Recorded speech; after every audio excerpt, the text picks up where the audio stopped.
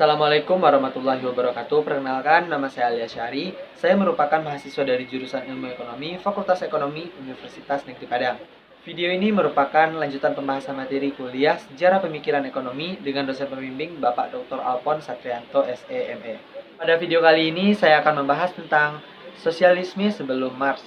Di mana poin pertama, saya akan membahas tentang pengertian sosialisme dan komunisme. Sejak revolusi Bolshevik tahun 1917, istilah sosialisme sering digantikan dengan komunisme. Menurut Brington pada tahun 1981, sosialisme menggambarkan pergeseran milik kekayaan dari swasta ke pemerintah yang berlangsung secara perlahan-lahan melalui prosedur peraturan pemerintah dengan memberikan kompensasi pada pemilik-pemilik swasta. Sementara itu, dalam komunisme, peralihan pemilikan dari swasta ke tangan pemerintah tersebut digambarkan terjadi secara cepat dan revolusioner, dilakukan secara paksa dan tanpa kompensasi. Jadi, walaupun tujuan sosialisme dan komunisme itu sama, cara untuk mencapai tujuan ini sangat berbeda. Kata komunisme secara historis sering digunakan untuk menggambarkan sistem-sistem sosial. Barang-barang dimiliki secara bersama-sama dan distribusikan untuk kepentingan bersama, sesuai dengan kebutuhan masing-masing anggota masyarakat. Produksi dan konsumsi bersama berdasarkan kapital. Kapasitas ini merupakan hal pokok dalam mendefinisikan paham komunis sesuai moto mereka, yaitu from each according to these abilities to each according to these needs, atau dari setiap orang sesuai kemampuan untuk setiap orang sesuai kebutuhan. Dalam masyarakat sosialis yang menonjol adalah rasa kebersamaan atau kolektivisme. Salah satu bentuk kolektivisme yang ekstrim adalah komunisme. Keputusan-keputusan ekonomi disusun, direncanakan dan dikontrol oleh kekuatan pusat. Komunisme dapat dikatakan sebagai bentuk sistem paling ekstrim karena golongan kiri sosialis, sebab untuk mencapai masyarakat komunis yang dicita-citakan diperoleh melalui suatu revolusi. Aliran sosialisme sebelum Marx sering dimasukkan ke dalam sosialis, sedangkan sosialisme yang dikembangkan oleh Marx digolongkan ke dalam komunis. Cara lain menanamkan sosialisme Marx adalah Marxisme. Disebut Marxisme karena jasa Marx sangat besar dalam mengembangkan dan mempopulerkan aliran sosialis komunis ini. Kemudian paham Marxisme ini mengalami perkembangan. Jenis-jenis Marxisme juga bervariasi, mulai dari Marxisme ortodoks, neo-Marxis, human Marxis, aliran kiri baru, sosialis independen, dan lain-lain. Selanjutnya saya akan membahas tentang sosialisme utopis. Tokoh sosialis utopis yang paling terkenal adalah Sir Thomas More pada tahun 1478 sampai tahun 1535. Bahkan istilah sosialis utopis diberikan karena More utopis pernah menulis tentang sebuah negara impian dalam sebuah tulisannya yang sangat terkenal, yaitu Utopia. Buku Utopia ditulis pertama kali dalam bentuk bahasa Latin di Belgia pada tahun 1516 dan diterjemahkan ke dalam bahasa Inggris pada tahun 1511.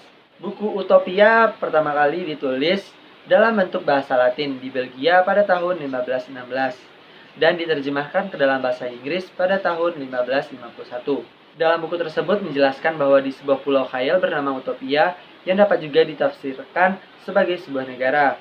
Semua milik merupakan milik bersama.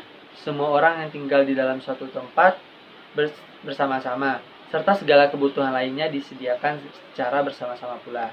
Tulisan-tulisan lain yang senada dengan Utopia More cukup banyak.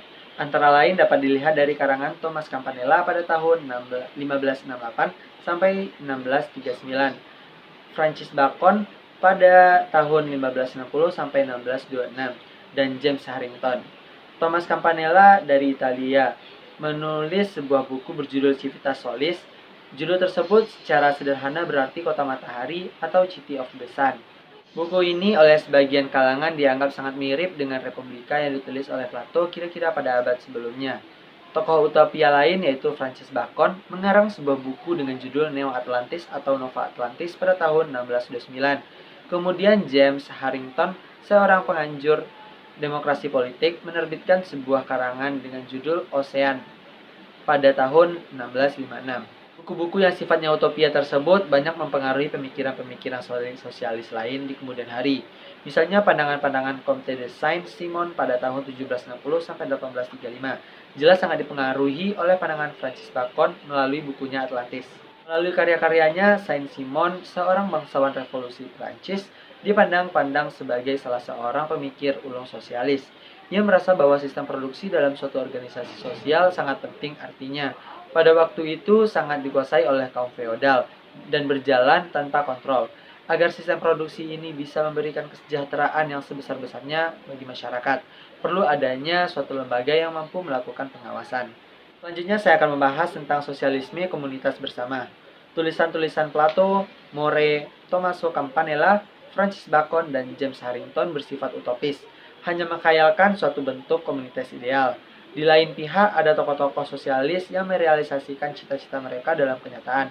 Di antaranya adalah Robert Owen pada tahun 1771 sampai 1858, kemudian Carlos Turir pada tahun 1772 sampai 1837 dan Louis Blanc pada tahun 1811 sampai 1882. Robert Owen saat kanak-kanak sangat menderita. Dalam usia kanak-kanak, ia pernah bekerja sebagai buruh di sebuah pabrik tekstil. Akan tetapi berkat keuletannya, Owen kemudian berhasil menjadi seorang pengusaha tekstil yang kaya raya dan mempunyai sebuah pabrik tekstil di New Lamar di negara Skotlandia. Ide-ide tentang gerakan sosialis dapat dilihat dari bukunya yang berjudul The New View of Society pada tahun 1816. Owen juga memperjuangkan peran pemerintah dalam pembangunan desa-desa komunal berdasarkan asas koperasi. Carles Fourier adalah pengikut ajaran Saint-Simon, yang dalam banyak hal juga banyak kesamaannya dengan Owen. Perbedaannya, kalau Owen mendirikan komunitas berdasarkan asas koperasi dalam sebuah parallelogram, Fourier mendirikan Phalanges atau Phalanx. Phalanx merupakan suatu unit komunitas terdiri dari sejumlah orang sekitar 850 sampai 1000 orang atau 1620 orang. Dalam sebuah phalanx, setiap orang harus bekerja menurut kesukaan, kecakapan, dan bakat masing-masing.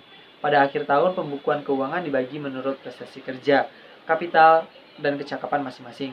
Masing-masing pekerja memperoleh 5/12 bagian, sedangkan manajer memperoleh 4/12 bagian dan pemilik modal memperoleh 3/12 bagian.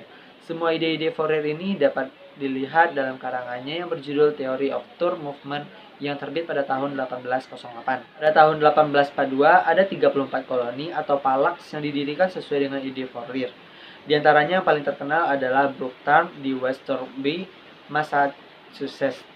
Anggotanya termasuk Charles Donna dan Nathaniel Hawthorne.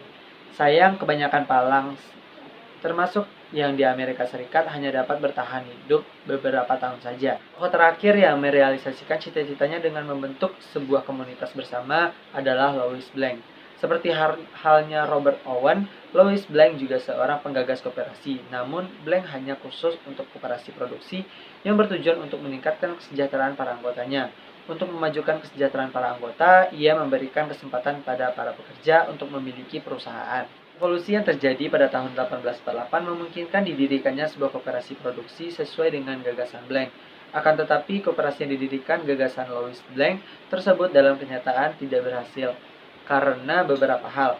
Faktor-faktor itu antara lain karena oposisi dari beberapa kapitalis, kekurangan modal, tidak kuat mengikuti persaingan dalam sistem liberal kapitalis, serta kelemahan-kelemahan dalam pengelolaan.